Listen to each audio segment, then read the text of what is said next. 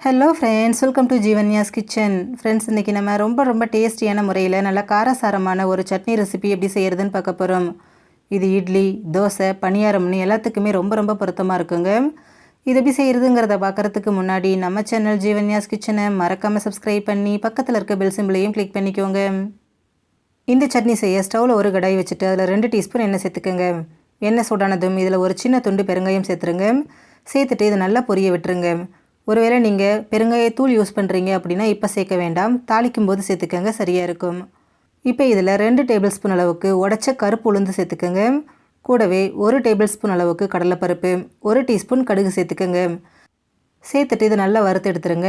கடுகு நல்லா வெடிக்கணும். அதே சமயம் கடலைப்பருப்பும் உளுத்தம்பருப்பும் லைட்டாக செவந்து வரணும். அந்தளவுக்கு இதை வறுத்துக்கோங்க. ரொம்ப செவக்க விட்டுற வேண்டாம். பாருங்கள், கடுகு முழுமையாக பொரிஞ்சிருச்சு. கடலைப்பருப்பும் உளுத்தம்பருப்பும் லைட்டாக செவந்து வந்திருக்கு. இப்போ இது கூட காரத்துக்கு தகுந்த மாதிரி வரமிளகாய் சேர்த்துக்கோங்க. நான் 10 சேர்த்துக்கிறேன். கூடவே ஒரு சின்ன நெல்லிக்காய் சைஸ் புளி, ஒரு 5 பல் பூண்டை 2 கட் பண்ணி சேர்த்துக்கிறேன். சேர்த்துட்டு திரும்பவும் இதை நல்லா வறுத்து விடுங்க. நம்ம சேர்த்துருக்கக்கூடிய பூண்டு மிளகாவோட அந்த பருப்பும் நல்லா செவக்கிற அளவுக்கு வறுத்துக்கோங்க. பாருங்கள், எல்லாமே ஒன்று போல் வறுபட்டு நல்லா செவந்து வந்திருக்கு. இப்போ இது கூட நல்லா பழுத்த தக்காளியாக 3 தக்காளியை கட் பண்ணி வச்சுருக்கேன். இதை சேர்த்துக்கிறேன். கப் அளவுன்னு பார்த்தீங்கன்னா ஒரு 2.5 கப் அளவுக்கு இருக்குது. கூடவே தேவையான அளவு உப்பு, நான் 1 டீஸ்பூன் உப்பு சேர்த்துக்கிறேன். சேர்த்துட்டு இதை நல்லா வதக்கி விடுங்க. நம்ம சேர்த்துருக்கக்கூடிய தக்காளி நல்லா வேகணும், வெந்து நல்லா குழஞ்சி வரணுங்க. பார்க்கும்போது ஒரு தொக்கு பக்குவத்தில் இருக்கும். அந்த அளவுக்கு இதை வதக்கிக்கோங்க. நம்ம இதில் உப்பு சேர்த்துருக்கிறதுனால சீக்கிரமாகவே வதங்கி வந்துடும். பாருங்கள், நல்லா வெந்துருச்சு. நல்லா தோலெல்லாம் உறிஞ்சி ஒரு தொக்கு கன்சிஸ்டன்சிக்கு வந்திருக்கு பாருங்கள். இந்த அளவுக்கு வெந்ததுக்கப்புறமா இது கூட ஒரு 10-12 புதினா சேர்த்துக்கிறேன். இது ஃப்ளேவருக்காக மட்டும்தாங்க.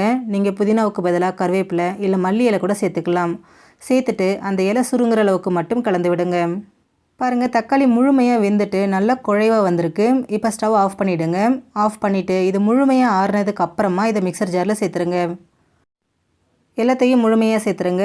சேர்த்துட்டு கடைசியாக இதில் ஒரு சின்ன துண்டு வெல்லம், அதாவது 1/4 டீஸ்பூன் வெல்லம் சேர்த்துக்கோங்க. வெல்லம் சேர்க்கறதுனால உங்களுக்கு இனிப்பாலாம் இருக்காதுங்க. டேஸ்ட்டை நல்லா பேலன்ஸ் பண்ணி கொடுக்கும்.